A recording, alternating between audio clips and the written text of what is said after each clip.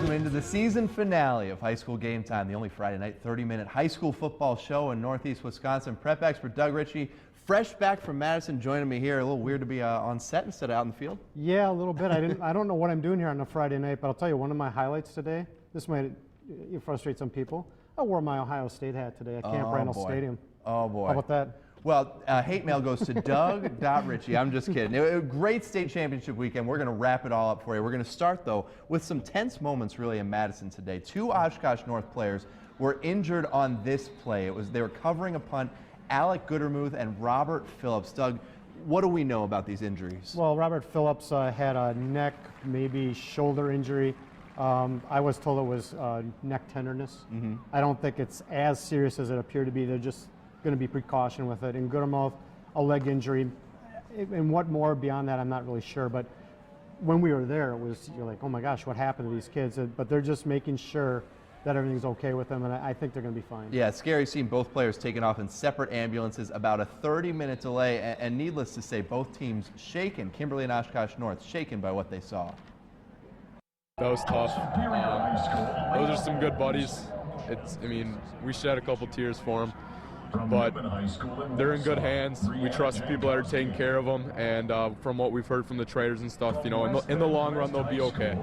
So they might be laid up for a little bit, but in the long run they'll be all right. That's what matters. Obviously, we feel terrible for those kids, and we'll continue to keep them in our prayers. But you know, our kids are mentally tough, and they were able to refocus and get back to work. And this is the Division II state title game, Kimberly and Oshkosh North, and we'll get to the game in just a moment, but what was kind of the mood after that happened among the teams, among the fans just in the stadium? Yeah, it was so quiet, and you know, I'm sitting there thinking, does North want to continue to play? Because you just saw two of your friends go down here. You don't know the extent of the injury. They gave them the three-minute warm-up period, and then Kimberly continued to be Kimberly, and they went on and won, but you almost felt like, I don't know if they should even play the game because you're so concerned for the kids. Well, they did go on to play the game. Let's talk about it. Pay homage to two really great teams and great seasons, both undefeated, both out of the VFA. It was Kimberly and Oshkosh North. Here's Nate Neveu, heard from him a moment ago on the touchdown run, but then Doug, Scott Schreiber and Kimberly took over, showing his arm right here to Weston Guilfoyle. He just had an unbelievable day. Yeah, I thought this would be a quarterback game. Which quarterback makes most plays because they're both playmakers. Neveu did early, Schreiber did all game, accounting for 5 touchdowns.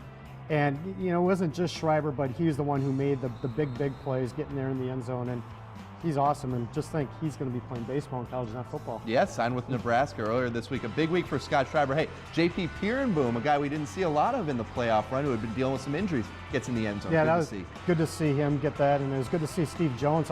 Looks like he can still run a good 40-yard dash. Yep. Kimberly wins at 51-10, their first state title since 2008. Our Jude Wilbers was at Camp Randall with more from the Papermakers. The Division II title game shaped up as a clash of two Titans, two undefeated teams from Northeast Wisconsin. It turned into a coronation for the Kimberly Papermakers. Being at Camp Randall as a senior to end my career like this is definitely a dream come true. A year ago today, those guys were in the weight room, you know, and after we lost to Arrowhead, you know, those kids went to work, and a lot of times you don't see all the effort, and you see Friday nights on the football field, but you don't see the foundation that's been laid. Great coaching, great players, and a lot of hard work. Our guys put in a lot of work this offseason and in the season, watching film and stuff. That's how we got it done. And no one came up bigger in the biggest game than Papermaker quarterback Scott Schreiber. He ran for a game-high 100 yards and 4 touchdowns. He also passed for 154 yards and another score. Scott Schreiber was unbelievable. He's the ultimate competitor. You know, he want the ball in his hands. We tried to limit that a little bit this year just to try to keep him healthy. And tonight we didn't have to worry about that. We could just keep feeding him, and he was unbelievable. Oh, I think he's the best player in the state. He's just the greatest. I mean, he's probably the best athlete I've been around. He's just a great overall player, too. He can run, he can throw, he can do everything. The 07, 08, 09 teams are obviously really good teams, so it feels great to be up there with those guys. It just means a lot that, you know, we can get another banner up there for Kimberly. Looking at, we have pictures in the weight rooms of the 3 state champions, and to put another picture of us up there is something else. So the Papermakers, led by a core of players who watched the team bring home state titles when they were in elementary school, have a state title of their own to bring back to Kimberly. At Camp Randall Stadium, Jude Wilbers, Fox 11 Sports. All right, thanks, Jude. What a season for these guys. Finished 14-0, perfect record, and you can see the difference. They could put up points. That defense was impervious to most offenses they played against. And Doug, you had Kimberly as #1 in your first Fox 11 Top 11 way back when. Yep. What did you see then that you liked about this team, and what do you see now? Well, Scott Schreiber was making the switch from wide receiver to quarterback, but watching him play not just football but baseball, you know he's a good athlete. You had J.P. Perenboom, you had Matt Weinhold on defense who gave Neville some headaches today. Yeah. They're just rounded. You don't go 14-0 because you're good on one side of the ball. They were good on both sides of the ball. We saw that today. They dominated a really good Oshkosh North team. And it was a really good Oshkosh North team. Absolutely. Let's give some props to the Spartans. Undefeated regular season in this group. Nate Neville, Cooper Radke, talented guys, really took their team, their school to new heights. They're pretty good. Coach said, you know, if we're going to lose this year, make sure the team's better. They're better than us. There's no other way to put it. You know, we gave them a good run in the first half. We were able to keep it close in the halftime. Then they just got it rolling in the second half, and we didn't have any answers.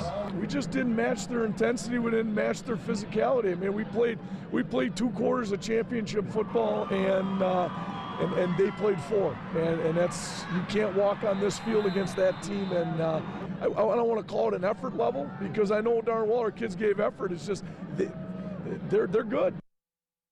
You know what, Nate Neville, a lot of these guys on the basketball team made it to state last year, but a chance to do it again. There's a very accomplished group. Yeah, they're, no pressure, but the North basketball team, they're going back to state. All right. Once Neville and Cooper Radke get the football out of them, they're going to be fine. They're going to be going to Madison, so I'll see them there. See you guys. Calling it early. I'm That's impressed right. with that. All right. Well, we're